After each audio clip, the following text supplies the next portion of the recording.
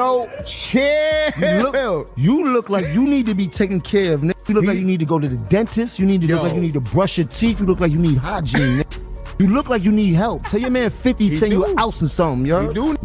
Everything. You can imagine everything. Private jets, Miami, hundreds of thousands in one weekend, 2 tour buses at Atlanta. Like, cannot front on how I had my boys moving. And I'm only talking about this because you was there. And other niggas, right?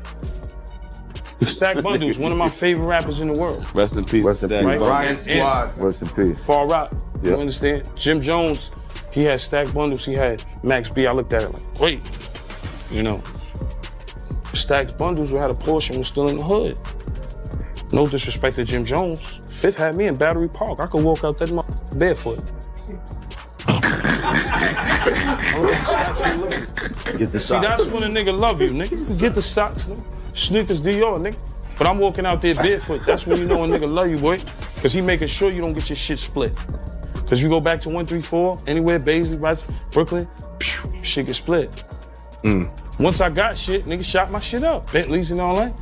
Y'all can get that sneaker, just toss that over there. My shit's official. You know what I'm saying? Yo, look, but nigga put me in position. Rest in peace of Stack, but Stack got killed in the project with a Porsche. Yeah. Nigga, come on, nigga, I'm from the hood, nigga.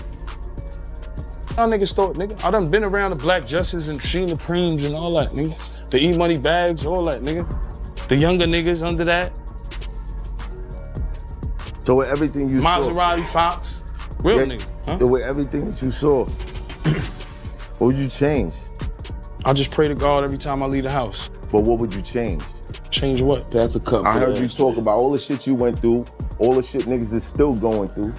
What God, listen, what God got. I don't understand the business he's doing. They always look at Jay like, oh Yeah. But That's nah, why. Bleak That's out why you here got make niggas like Yayo talking about, Jay don't take care of. I don't need Jay to go on tour. Real smoke hard coke, yo. Yo, chill.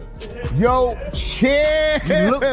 look like you need to be taken care of, nigga. You look like you need to go to the dentist. You need to look like you need to brush your teeth. You look like you need hygiene, nigga. You look like you need help. Tell your man 50 send you an ounce or something, yo. You do need You that might help. need That's 2 why- ounces, nigga. That's why Paid he in full looking to movie, see- nigga. I got a G for every bump in your face, nigga. I promise you that, nigga.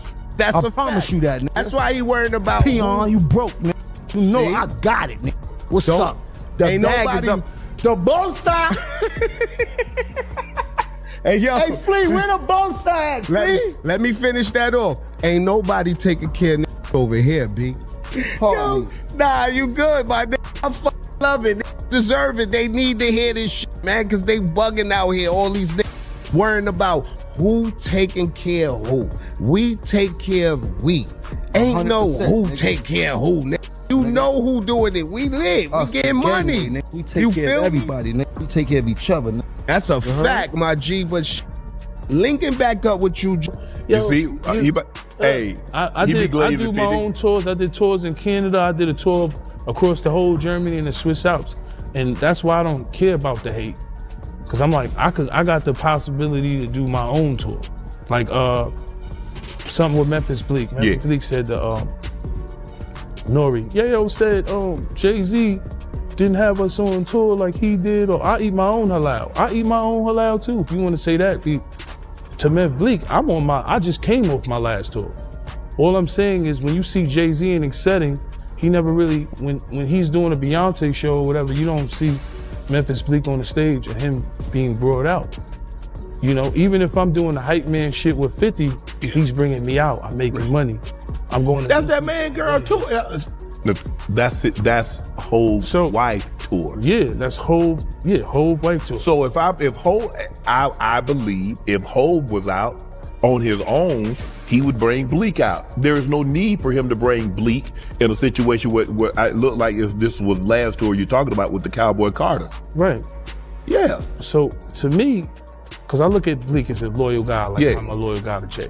But I look at like Fifth, my guy Hervé. One day we had TRL, and it's the young Gunners there. Yeah. And I'm talking them out, and Hervé says loud, "You don't gotta worry about nothing. You got 50. Jay-Z doesn't do nothing for these guys like 50 does."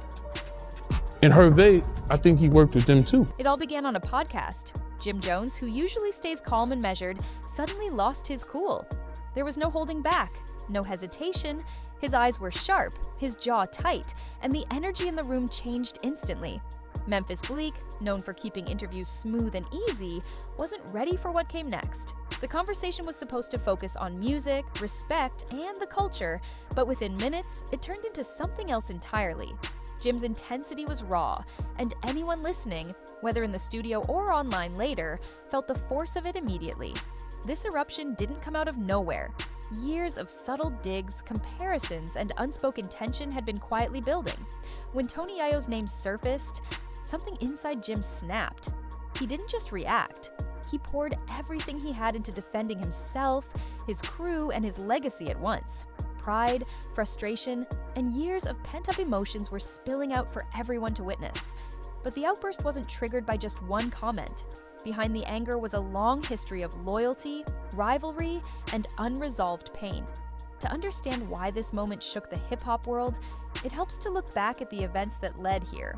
Even before the podcast went viral, tension had been simmering for years. Tony Yayo wasn't throwing random insults. He had a real grudge, one that traced back to Jay-Z. Over time, he dropped small jabs in interviews, claiming Jay tried to stop 50 Cent from performing at the Super Bowl halftime show, and he never let it go. On the surface, these remarks might have seemed minor, but in the streets, they carried serious weight. Then there was Memphis Bleek. He's been a loyal figure for Jay-Z since the Rockefeller era, quietly supporting and moving behind the scenes while history was being made. Loyalty and respect define his role, so Yayo's comments about him not shining weren't just a personal insult. They were a shot at the system and the hierarchy that Bleek had upheld for years. And beyond that, there's the bigger rivalry, G-Unit versus Dipset. The tension between 50 Cent, Cameron, and Jim Jones wasn't just music drama, it was a mix of street politics, pride, and old-school respect. Yayo knew exactly how to pull at those threads, and when he spoke out publicly, it wasn't just a diss, it was a spark thrown into a tinderbox. But things escalated when Yayo mentioned someone almost sacred to the situation, Stack Bundles. That's when the conversation went from tension to full-blown heat. Yayo claimed that Jim Jones had left Stack in the streets, implying he had abandoned him when loyalty mattered most. For fans and insiders, that line landed like a bomb. Stack Bundles wasn't just another rapper, he was family to Jim, a dedicated partner on tours, in the studio, and in life. Suggesting Jim had neglected him hit like a knife. Stack Bundles had more than talent. He carried himself with style, vision, and a presence that turned heads in both the streets and the industry. People whispered about his potential to headline stages, walk fashion shows, and lead a new chapter for New York hip-hop. But tragedy struck while he was still surrounded by danger, tied to a world that rarely forgives mistakes. Yayo didn't soften his words. He said Jim failed to act fast enough, didn't protect Stack when it counted. For a moment, fans in the streets went quiet, taking in the claim. Then chaos erupted. For years, whispers had circulated behind closed doors, but now it was public. That's when Jim's reaction became inevitable, because loyalty and family are not things you compromise on, especially in this culture. The issue quickly became bigger than Stack. It was about Jim's reputation, his legacy, and the life he built for himself. And when he finally responded, it wasn't just words. It was a release of years of frustration and emotion. On the podcast, the moment Tony Yayo's name came up, Jim's energy shifted. His jaw tightened, his gaze sharpened, and his voice carried the weight of pride, grief, and anger all at once. He wasn't just speaking for himself, he was standing up for his crew, his city, and the memory of Stack Bundles. "I built this from the ground up," he said, fierce and unyielding. "Nobody's feeding me, my people ain't starving. Anybody talking different is clown talk." Each word landed hard. The energy in the room was palpable, and anyone listening could feel that Jim wasn't just defending himself, he was defending everything he had fought to create in Harlem. It wasn't about flexing money or status. Jim was defending loyalty, showing that true respect comes from having someone's back when the world turns against you. In the heat of the moment, his words became a full display of power. He flexed his pride, his pain, and his fury, and listeners felt it all in real time. It was clear that Jim wouldn't let anyone rewrite the story. He spoke from experience, from surviving the streets, from losing people like Stack Bundles, and from building his reputation brick by brick. But the more he expressed himself, the more the tension rose, and the audience watched the drama unfold live. Just when it seemed the podcast might calm, Tony Yayo dropped another jab, not about money this time, but about Jim's crew. He suggested that the people around Jim weren't truly winning, that they weren't holding their weight. That line hit differently. This wasn't about wealth or success. It was about loyalty, respect, and standing by your people when pressure mounts. For Jim, it was personal. His pride and emotions took over, and the conversation spiraled. He wasn't defending just himself anymore. He was defending his team, his city, and the very code he lives by. Every word sharpened, packed with fury and heartbreak. He flexed, he asserted, and made it clear that no one could question the loyalty he had shown over decades. The tension in the studio was thick, so much so that it almost felt like it could be felt through a screen. Memphis Bleek tried to calm things down, urging Jim to relax, but Jim had reached his limit. Years of quiet whispers, comparisons, and subtle accusations of disloyalty had piled up, and now was his chance to make things right. Every word, pause, and shout carried more than emotion. It was proof that he wasn't just protecting his reputation, he was defending a legacy. By the time the discussion ended, it was clear this was no longer just a podcast. Clips started spreading online almost immediately. Fans, bloggers, and commentators consumed every second, replaying gestures, expressions, and lines. Within hours, memes were everywhere, Jim leaning forward, eyes blazing, voice cracking with raw intensity. Every second of footage was analyzed, debated, and turned into content. A single conversation had exploded into a full-blown cultural moment. People quickly chose sides. Some rallied behind Jim, shouting that he was 10 toes down, while others defended Tony Yayo, insisting he was just speaking truths others were too afraid to mention. Comment sections became battlefields, overflowing with opinions, memories, and analysis. Every like, share, and reaction fueled the fire, pushing the story further across social media. The energy didn't stay online. Industry insiders, DJs, rappers, and podcasters all weighed in. Some praised Yayo's boldness, others criticized him for bringing Stack Bundle's memory into public debate. Casual remarks became significant events, amplified by the internet, while those in the streets watched quietly, understanding the history behind every dig. Through all this, Tony Yayo remained unusually quiet. No interviews, no rants, no public statements, just silence. That stillness made people nervous, wondering what he might do next. Meanwhile, Jim continued speaking, doubling down on his claims and defending his crew, his city, and the memory of Stack Bundles with unfiltered Harlem energy. Then, when it seemed the situation had peaked, Yayo made a move no one expected. After days of tension, he broke the silence, not with words, but with a single post, a photo of Max B, Jim Jones's longtime rival. No caption, no explanation, just the image. The reaction was immediate. Fans instantly understood the message. Yayo wasn't joking, and he knew exactly how to hit where it hurt. The response was explosive. Comment sections turned into digital battlegrounds overnight. Jim's name began trending again. Blogs dissected every possible meaning, and Twitter exploded with speculation. It wasn't disrespect in the usual sense. It was calculated. One image carried more weight than hours of argument, catching fans, the streets, and even fellow artists off guard. For Jim, the post hit hard. This wasn't just personal, it touched pride, legacy, and wounds that never fully healed. He responded quickly, posting videos from his block, showing off his cars, jewelry, and Harlem roots. He made it clear that no one could rewrite his story or disrespect the people around him. Every video, every post, and every reaction fed the online frenzy, keeping both sides in the spotlight. Yayo's quiet move showed a different kind of power, action without words. It proved that sometimes the boldest statements are the ones people understand without a single sentence.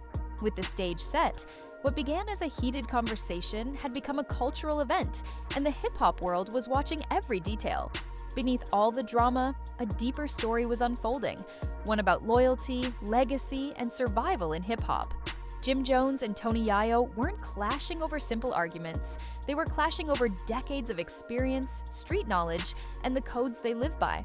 Both grew up in tough environments, saw the highs and lows of the game, and understood the importance of respect. Every viral clip, every post, every comment resonates because it's about more than entertainment.